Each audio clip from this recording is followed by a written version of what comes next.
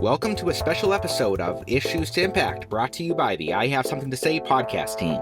This is where your hosts, Dr. Xaulanda Simmonds-Emmanuel, Chris Majocha, and Samí Haiman-Marrero serve as a sounding board to tackle recurring issues, provide actionable solutions, and build a supportive community for changemakers that want to make a positive impact on society.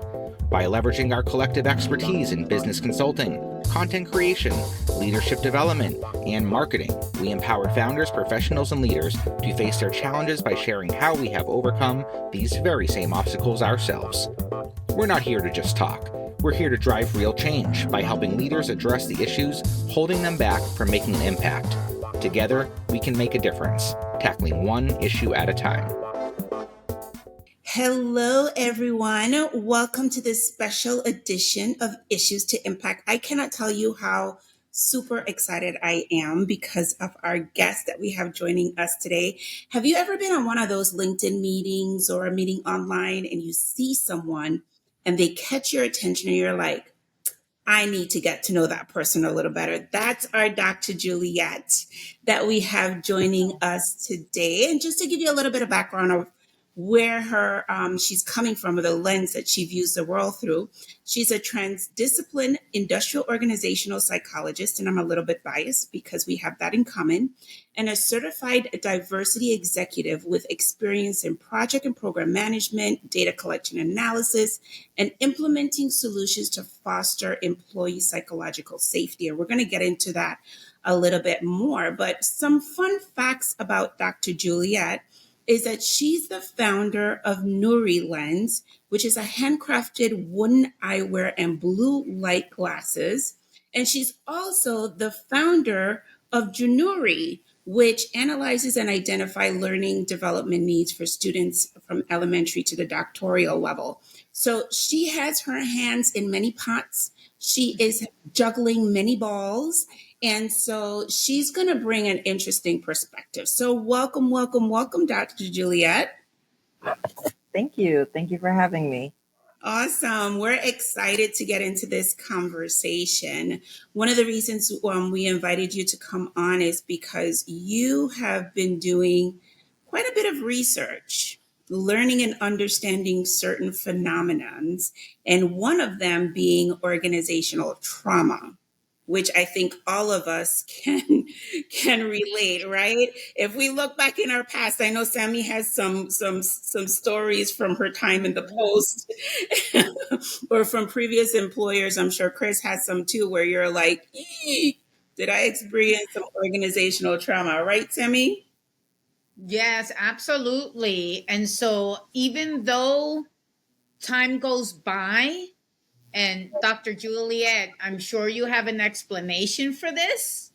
Even though time goes by and you're like separated from those toxic environments, it's like you could be in a conversation or bump into somebody and all of a sudden it's like it hits you like a hot, humid day, when you walk out of the air conditioner, it's like, whoo, and you're like, oh my goodness, what is going on? Because it takes you back to those moments where you felt you had no control, right? And I feel that, being an entrepreneur, I've been able to distance myself, from those personalities, but every now and then, boy, you walk into these spaces and there it is. And it's easy to identify too.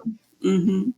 It's kind of like I look at it as sort of like almost like romantic relationships. You have your history of relationships that you had, and you have your trauma from a lot of the ones that didn't work out so well. And you kind of have to build your list of like what I will accept and won't accept anymore. And you kind of just, I think, become a stronger person as you try to go through it. But unfortunately, you have to gain the wisdom through trial and error, unless Dr. Nelson here can help us find ways to shortcut that. So we'll see. So Dr. Juliette, why don't you share a little bit about the research that you've done in that space and maybe some of the lessons learned or the findings that came about as a result of your research? Absolutely. Well, first and foremost, thank you so much for having me, and for the very kind introduction, Dr. Xaulanda. Um, so organizational trauma, it's a very interesting concept. And I think Sammy and Chris, you both gave perfect layman's terms depictions of both of those. So the way organizational trauma has been traditionally studied is basically you were at work and a traumatic event occurred. For example, an act of nature, or some external factor, or sometimes it might even be your scope of work, right? So one thing could be, hey, we've heard about shootings, right, that have happened in different settings, whether it's school, whether it's at the supermarket. So if you were an employee there, that would be considered organizational trauma. We have the pandemic, right? Where if you're a healthcare worker, the scope of your work being exposed to just the chaos, the different scenes, the level of not feeling helpless, right? For this phenomenon that nobody really understands, but it's constantly evolving and impacting people differently. That could be also considered organizational trauma. But what myself and my co-author, Dr. Rajanique Modesti, found is that there was very little research that really isolated the organization as the source of the trauma itself, right? And holding that accountability. And so we really wanted to look into that. And also when we look at PTSD, right, post-traumatic stress disorder, and research also looks at, I guess, calling it post-traumatic stress, because for some people it's actually happening. Usually that emerges from one event, right? So a car accident, again, an act of nature or something that happened and it's gone. And again, like you said, Sammy, now it's kind of like leaving the AC and then being met with what we call a trigger when you step out into the humid air or this heat wave that we're dealing with in the DMV area. And when I say DMV, I'm speaking DC, Maryland, Virginia, not Department of Motor Vehicles. So, so, so what we found with organizational trauma, however, it's this ongoing thing, right? It's not always this isolated event. And usually when you're talking from a clinical standpoint, and I'm not a clinical psychologist, but that's what they call complex post-traumatic stress disorder. So a lot of mental health counselors and mental health professionals, they spoke more on this topic, especially during the pandemic, where people's family and friends were either dropping like flies or being significantly impacted, right? So it's just this ongoing thing, or you have healthcare workers who are constantly exposed to these cases, and it's going on for a couple of years. So it's almost that constant and repeated exposure to the traumatic event that makes it complex PTSD. And we found that organizational trauma, what we call toxic work environments and discrimination and all of these different things, it aligns more with the complex PTSD versus it just being a one-time event. We also explored, and I think it's social adjustment disorder, if I'm remembering it at the top of my head. And again, that's this challenge with being able to reconcile this social environment that's otherwise just not conducive to you, right? And so myself and my co-author, that's how we were able to better contextualize and conceptualize organizational trauma. Our research focused more on BIPOC professionals, specifically Black, Indigenous, and people of color. But organizational trauma impacts everyone. It doesn't really discriminate, right? And so we found, even culturally, myself coming from an immigrant family, West Indian background, admitting that you're struggling with a mental illness is tough, right? Admitting that you've gone through a traumatic event is tough. And we can even speak to some of, gender dynamics, cultural, and so on and so forth, where, for example, we found that there were much less male participants than we had female, right? And we've even had people who came to us, more male, who said, hey, Do I have to consider this as trauma to participate in this study? And because we were building this conceptual model, we wanted to hear from everyone who's gone through a work environment that's caused them stress, distress, disengagement, or dissatisfaction. And so in really looking at the data, we found that usually it can be that something directly affected you, or you observed something that you had trouble processing. And then as you started to address it, or as you started to navigate it, that's where it translated into something traumatic, right? It oftentimes isn't an isolated event. And even if it is an isolated event, we have to respond to that isolated event, right? We have to speak up for ourselves. We have to go to friends and family. We have to go to coworkers, and all of those become a culmination of what we understand as organizational trauma. And so again, similar to what you said, Sammy, you go to a new job and you have a boss who's really nice and they're really engaging and so on and so forth. But maybe in a meeting, maybe because you weren't leading the project, they didn't call on your name. And because you came from a work environment that consistently made you feel excluded, it sets alarms in your head. And sometimes even the fact that you are in a healthy work environment sets the alarms in your head, because similar to what you said, Chris, it's like when you're going into that new relationship, you walking in with trust issues, right? And you're like, I have a list of A, B, C, D, E, F, G, all the way through Z, right? And I got trust issues and I have this and I have that. And it's like, no, you probably need to sit with a therapist to process that negative experience so you can step into the new thing with a healthier mindset. But again, it also helps us understand organizational trauma. Oftentimes, that boss of ours who is very difficult or they're very mean, perhaps there is a chance that they also went through what we went through, but they didn't necessarily process this as no one should ever have to go through this. They probably processed this as, wow, this is probably just the way things should be. And so they bit their tongue, they didn't say anything, they bit their teeth, and they just kept going. And now they understand that in order for the next person coming in after them to do well and excel, for them, they have to put the next person through that thing. And so it becomes a cycle where, again, broken people are leading other broken people, and they're causing people to be broken. So that's, I would say, just a summary of OT. Awesome. Of course, I'm here geeking out, right? So forgive me. This is like right up my alley. But as you were talking, I was recalling, some of my past work experience, particularly working like in a hospital. I could not imagine working through COVID.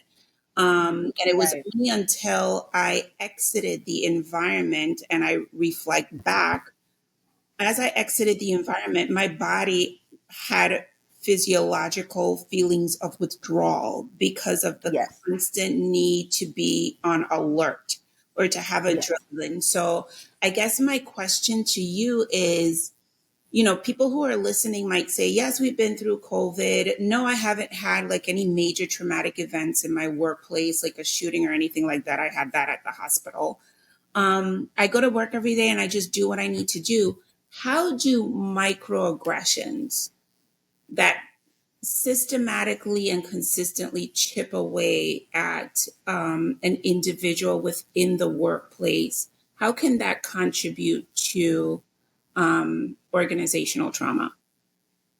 Because you start to mask, and if you can't be your authentic self, then it's just not healthy. And I do recognize that, and different people explain it in different ways. But I do recognize that sometimes you may compartmentalize, right? There's your very professional person, and then there's just the fun and bubbly person, maybe outside of work with friends and family. There might be the one that's a little bit more reserved, and then the one that's a little more talkative when you're around people but you still shouldn't compromise you and your authenticity, if that makes sense. And so that's where we have this concept of psychological safety, right? Feeling like you can contribute, feeling like you can be yourself, feeling like you can challenge the status quo without feeling that you're going to get some kind of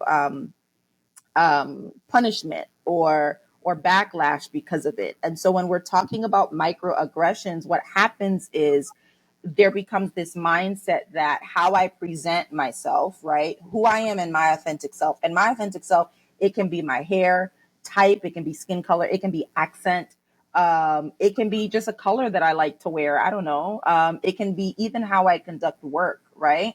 So some people, we have standard operating procedures, right? The SOPs, but maybe you have a creative mindset and, you want to put a little flair on it because whatever they got going on is boring and it doesn't make it wrong. But what happens is when you're being told that that's not good enough and you're not meeting the standard and so on and so forth, what happens is you have to start adjusting how you step out into the world and how you present yourself in the workplace, so that you can be what you perceive to be acceptable. And I know myself, I got to a point, my hair color is always a point of discussion, contention, or whatever for some folks.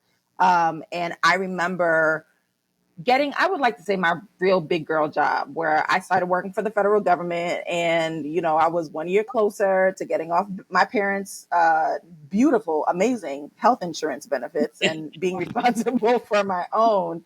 But I remember being advised by another Black woman, and this is not to speak negatively toward her, but it does show you the cycle where she said, just make sure see if you can get yourself some Black extensions. Because I said, hey, at the time, my hair was a hot red and a honey blonde. And I was here.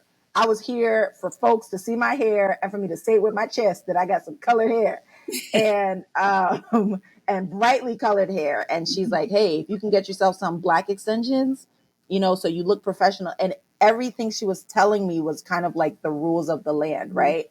How I need to mask and how I need to adjust so that I'm acceptable.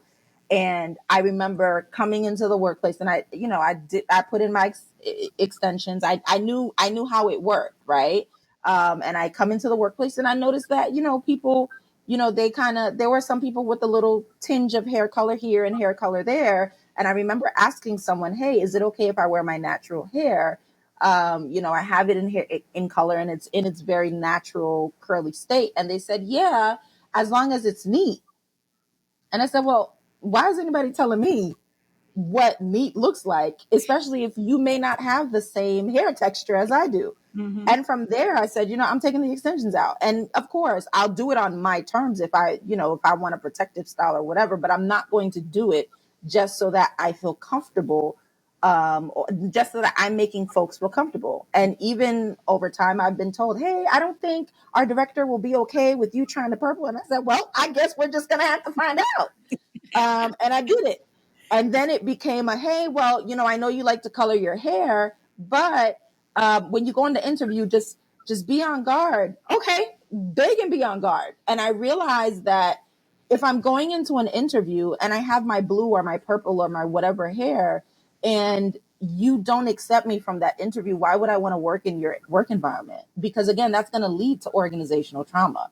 I've heard of women who take the words PhD off their resume because they don't want to appear as intimidating to and it's like, if I have to remove the credentials that I worked so hard to get, we work hard for I that. don't need it. Right. And it's not to diminish other people, right? But if you have to remove your master's degree, your bachelor's, the certifications that you worked so hard to get, it doesn't matter if it took you 2 weeks, 6 months, a year, 4 years. If you have to adjust yourself just to be presentable in an interview, then imagine how much more toxic that work environment's going to be, because eventually you have to reveal yourself, right? And they're going to have to respond to that. And so I know with myself and my hair color, the workplace that I'm at now, they did compliment it in the interview. And that was one leg up from the competition, because I recognize it's like, you already know what you're more than likely going to be working with.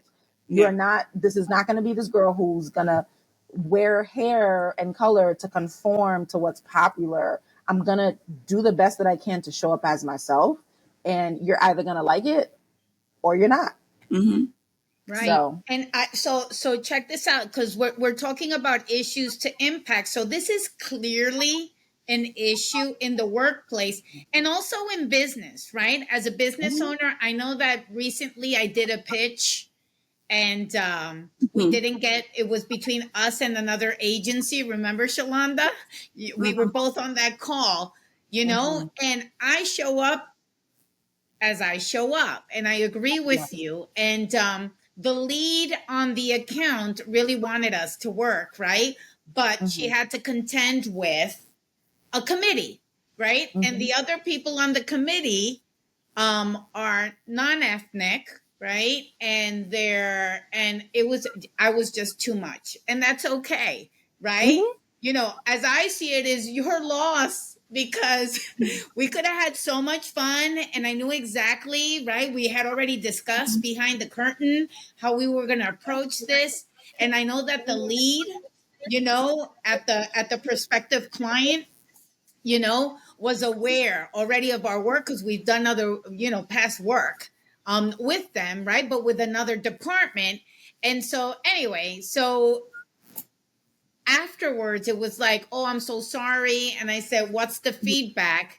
And so there was hesitation there. And I'm like, Mama, I could take it, right? We were too much. I was too much, right? For them, it was like, explosion of creativity and, ideas, and just the way I express myself, right? I'm not meek. I'm not demure. I'm not, it's like what you see is what you get. And that's okay. I agree with you. But for people that are still trying to figure out, right, how to navigate the BS, and, it can affect the impact that they have, and it can impact. So, what are some, I guess, techniques or tips or advice or recommendations, that can help people facing this issue be able to apply them, or tactics, right, to be able to have more of an impact? And so is it, so is it talking to or finding an ally? I don't know. Like what in your, in your research and in your studies do you find is that thing, right? Or those tactics that might be helpful in addressing the issue, so people can be more impactful at their work, in their communities, in business, all of that. That's such a complex question, because it doesn't lie on one person. And I think, unfortunately, we live in this world where everyone feels that their existence comes at the expense of another, right?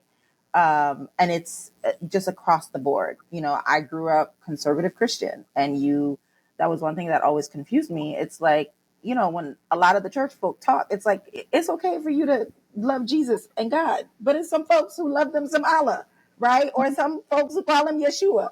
And some folks, they're not even about that. They have their, and it's okay. Your existence does not have to come at the expense of another person, right? And I think in the same sense, that's also when it comes to speaking our truth, being our authentic selves, advocating for one another, right? And advocating for our right to be, and for each other's right to be. Multiple things can be true at once, right? My pain or my negative experience does not invalidate or automatically cancel somebody else's. So I say that to say that I think it requires just different people to come together. And again, it is complex. So you have to, I say that recognizing that there's a lot at the I would say, of the surface of all these different parties that need to take to contribute to making that impact. If I may, though, I do want to just rewind a little bit, even from a business perspective. And this is something that I found challenging. Interestingly enough, I also pitched for a pitch contest, and well, my team, they're biased. They're like, oh my gosh, you did the best, and so on and so forth. And it's like, okay, yes, I get it, but we're not the only people in the room. But there was one comment where he said, well, the individual who was a project manager, one of the judges, he's like, I know you're a doctor and all, and you like to say statistics, but maybe, and he went on to say whatever facts. And it's like, you didn't have that with the other doctors in the room, right?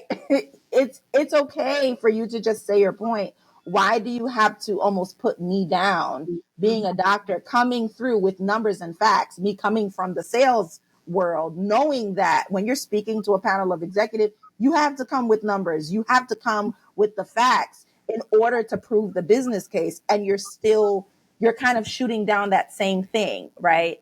So I kind of understand that feeling of, them being treated like you're too much, even in your own business as an entrepreneur.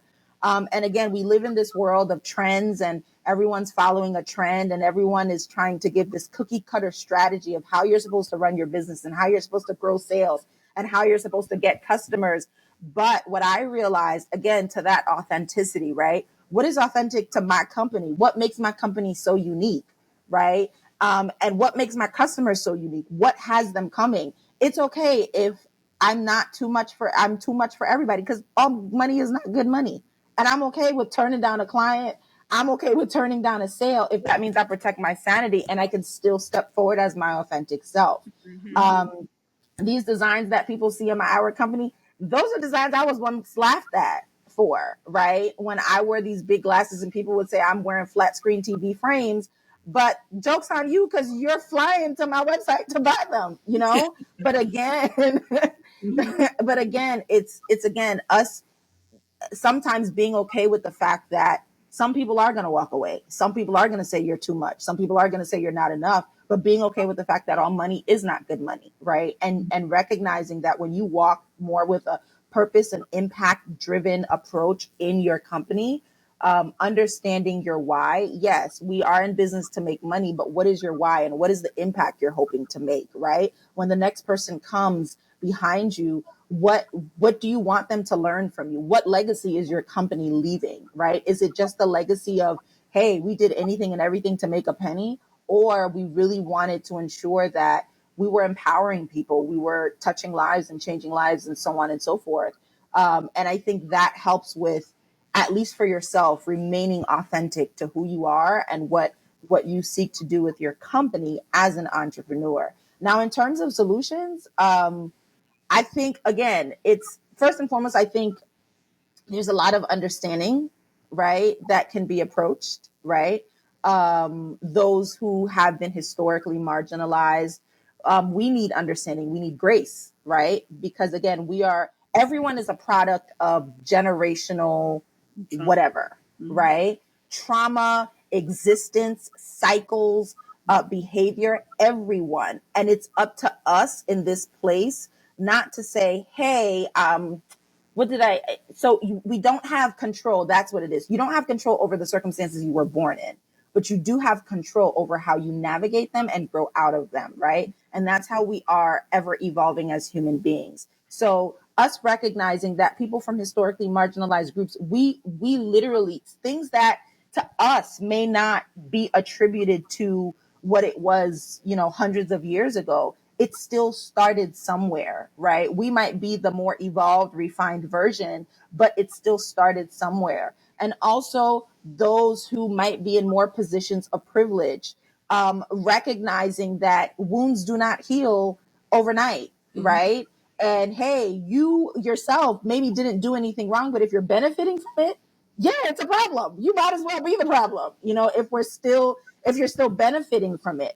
And I think all of us do need to also recognize that we all experience a sense of privilege and disprivilege. So I've seen white male executives, I'm sorry, Chris, white male executives that, that they have a family member that suffers with a disability. They have, they're going through and it's rumor around the whole department or team, but they're ruling with an iron fist as if, everything is perfect, right? It's like, what it's like to have a loved one who's suffering with this issue, or what it's like to suffer it with it yourself, but you can't even give yourself the humanity to be like, wow, I benefit from whatever this program is too, right? And be able to be okay with like, hey, other human beings are deserving of it. I've seen that, but that's also recognizing that as human beings, we don't allow space for human beings to evolve, right? The one mess up we get, especially if it's really public, we don't give that space for growth. We don't give that space for learning. And so again, I think multiple things need to be true. At the same time, recognizing people in positions of privilege and power. Again, you don't have to know exactly what I'm going through to empathize with me and to advocate for my right to be, right? And I don't want to make it political, but an example, the student loans, right? You have some folks who worked hard, they were able to get the job, get their student loans paid off, and so on and so forth. So it's like, oh, why do other people need their student loans forgiven? I worked hard to pay mine off. Yeah. But maybe no matter how hard it was, you still had the opportunity to work hard and pay it off. Some people may not get that same story, right?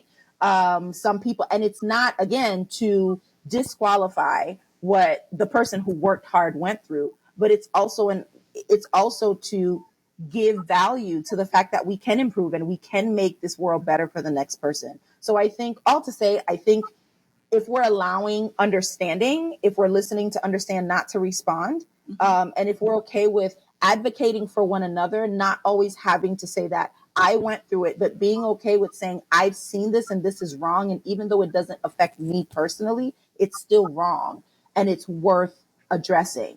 And also, again, leaving room for restoration, for growth. And I know that's not an easy thing to do, but I think that helps us to kind of move toward creating workspaces, creating a world that is a tad bit easier to live in.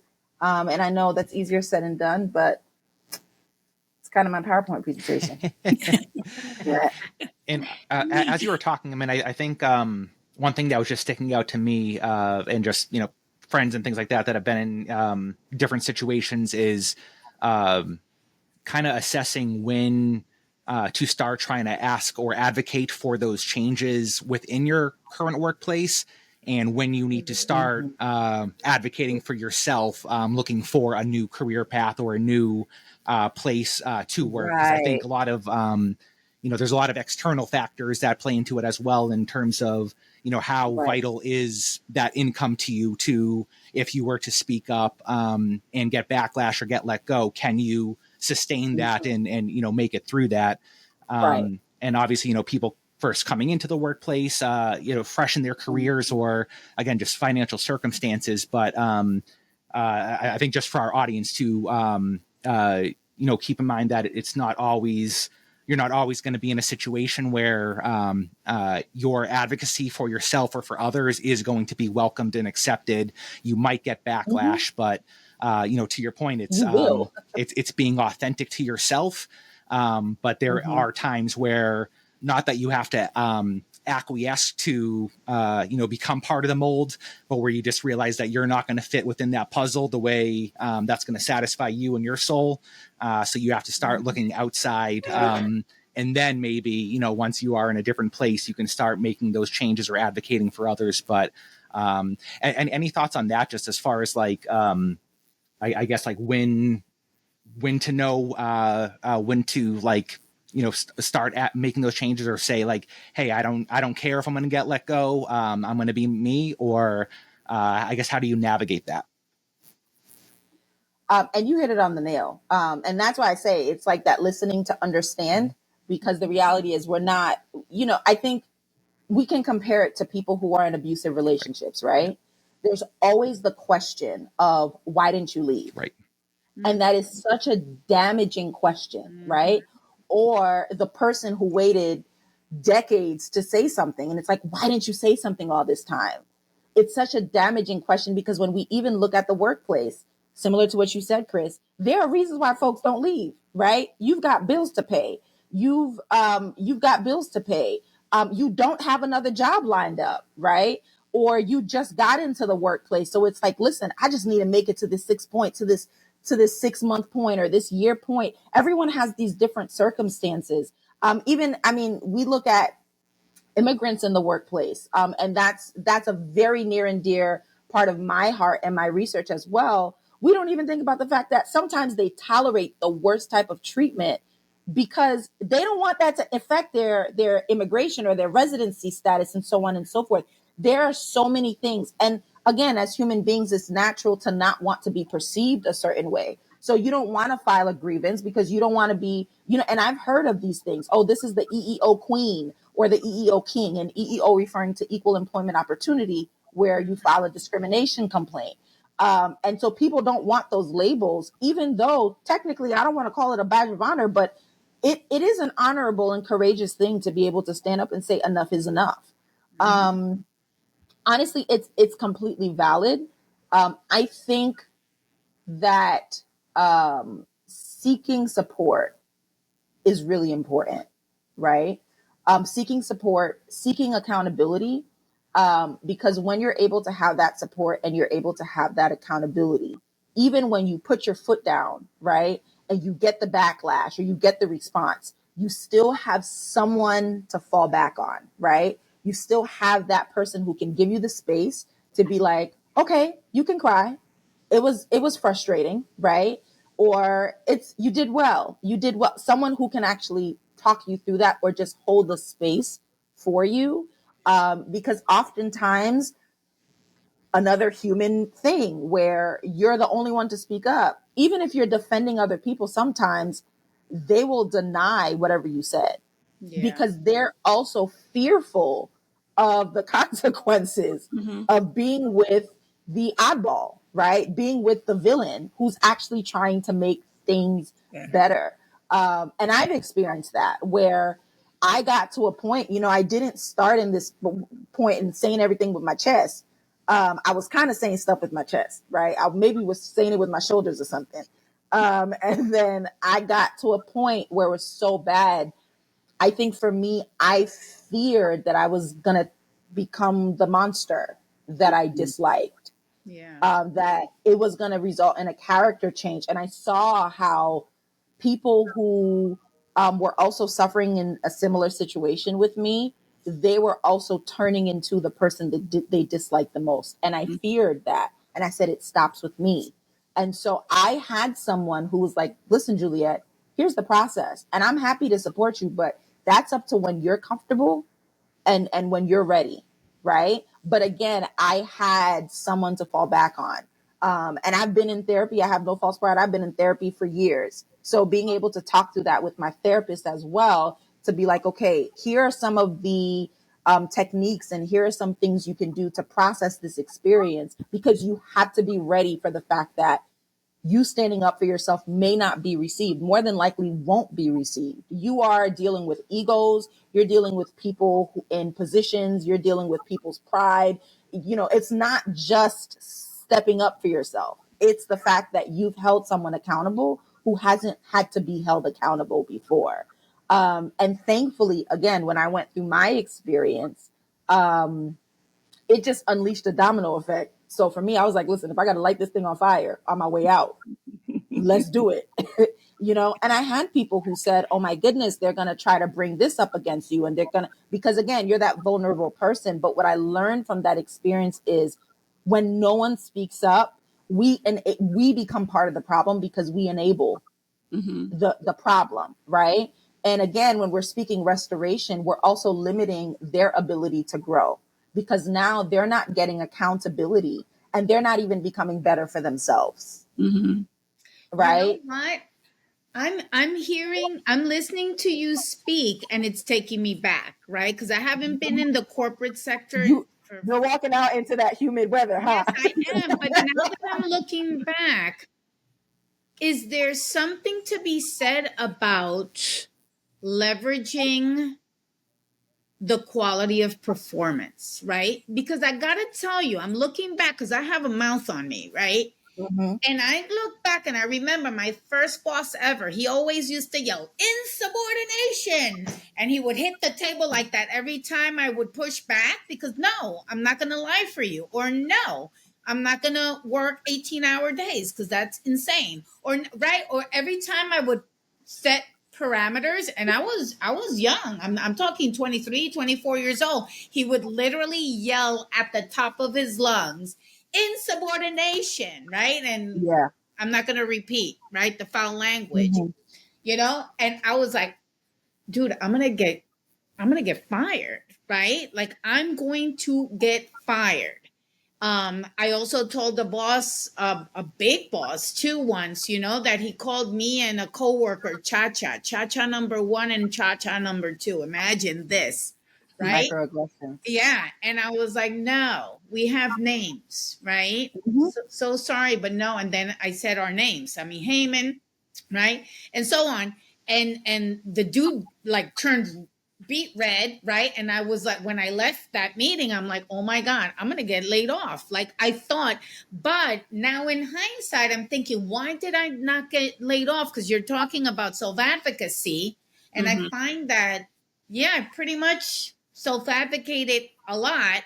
And I think it's because, and not to pat myself on the back, but it's You because should. of performance, right? It's Yeah. because I work Your hard, work, play hard, and I delivered the goods, right? And so then I your work speaks feel for like I itself. was able to leverage that unbeknownst to me, to quote unquote get away with speaking up and not being not, although I did get laid off from one job for writing a memo. But anyway, where I'm getting at is But where you I'm know what? You still walked out with your integrity, your Yeah, dignity. totally. Exactly. So it's a win-win, right? And Right. then and then you know what? When it doesn't go my way in the sense of I lose the job or whatever, right? I don't get the promotion or they make me wait or I get overlooked, Mhm.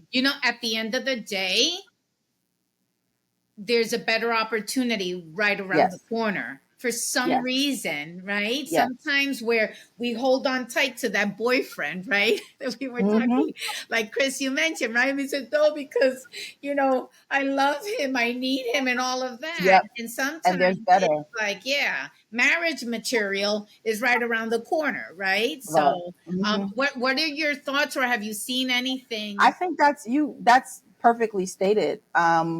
So and again, I have a lot of grace, again, considering that multiple things can be true to what Chris mentioned.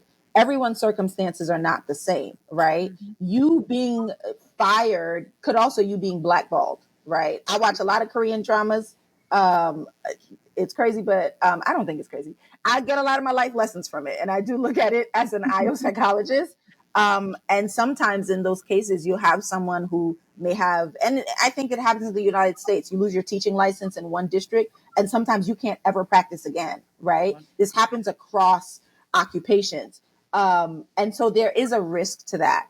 But what I try to do for myself, I always ask myself, what am I learning in this situation, and what am I missing, right? What I often tell my clients, especially those who are, applying for jobs and it gets frustrating, I tell them, listen, it's not that you weren't good enough for the job. It's just that they did not see you as the right fit. And you don't know what that criteria was. I remember being advised to go into an interview and say, well, after I work my 12 to 13-hour days, why would I say that? Why do I want y'all to feel comfortable with making me work 12 to 13-hour days? But again, there might be that candidate that says that. And in this work environment where they work their employees to a pulp, now they've hired someone over you because you have, to your point, boundaries, right? Or you haven't expressed that you're working you're efficient. You're just not doing it in 12 to 13 hours. You can do it in 8, right? Or you can do it in 6. But again, to them, it's like, oh, work harder is what means working smarter. And so, again, I think there's often something to learn in rejection. I'm a preacher's kid. So they say, what is it? Rejection is redirection. You can turn a mess into a message. You could turn a test into, I got a whole list of them, test into a testimony, all of that. But all to say, you may get fired. You may not get that promotion. But again, you don't get that promotion and become the director. But hey, you don't know that the director is dealing with severe anxiety because of how much pressure has been put on them, right? You don't know that that VP is dealing with insomnia because they never get a minute to themselves, or that whatever executive officer who's going through a divorce because they spent so much time at work, they haven't spent it at home with their spouse, and it's impacted the family and there's so much that we don't know. And sometimes for us, it's a blessing in disguise because it's just not meant for us to handle it. And again, it's not removing grace from those going through it.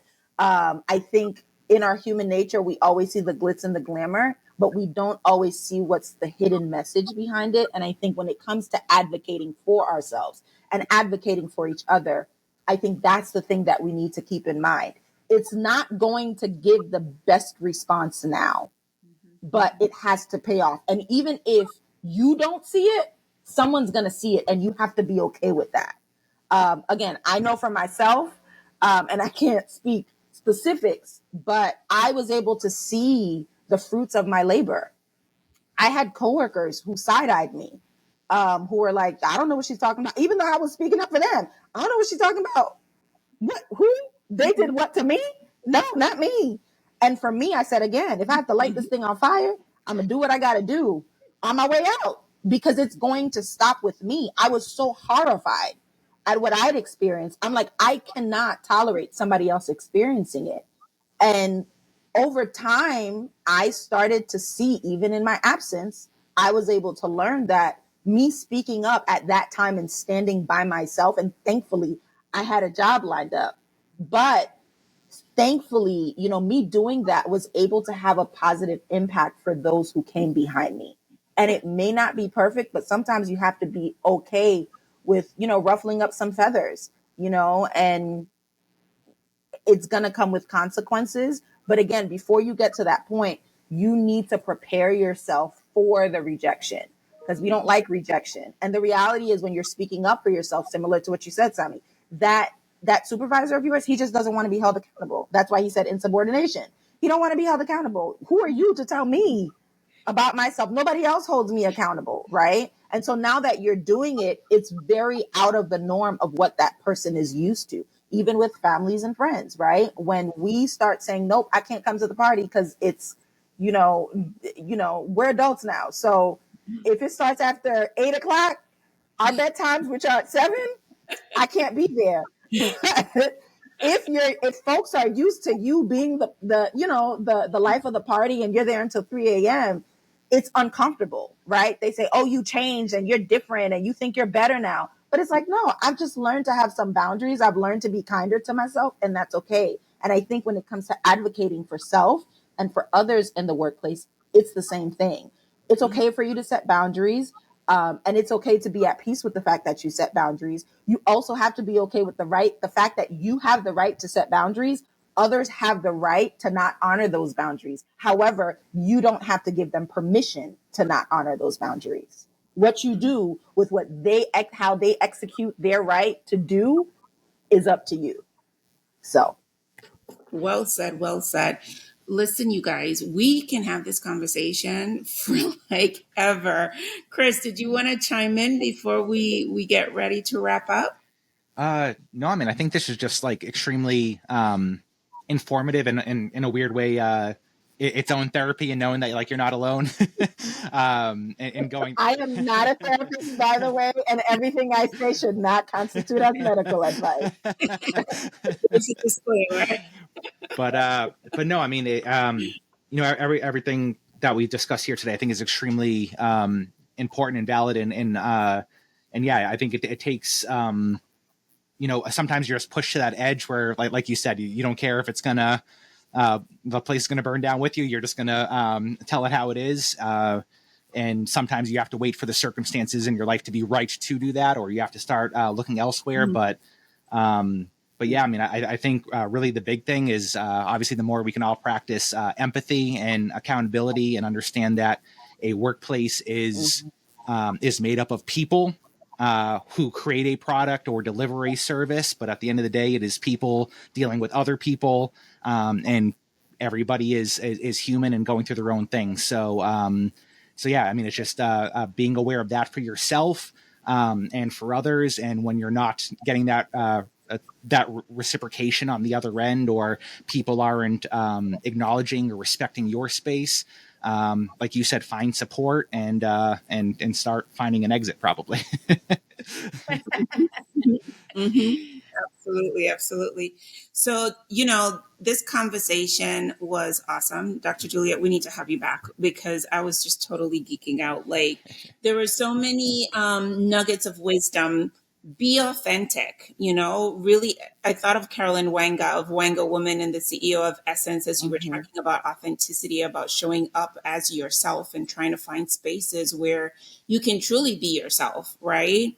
Another one was listening to understand. Oftentimes we're listening to respond instead of listening to understand. And in doing so, we'll understand that more than one thing can be true at the same time.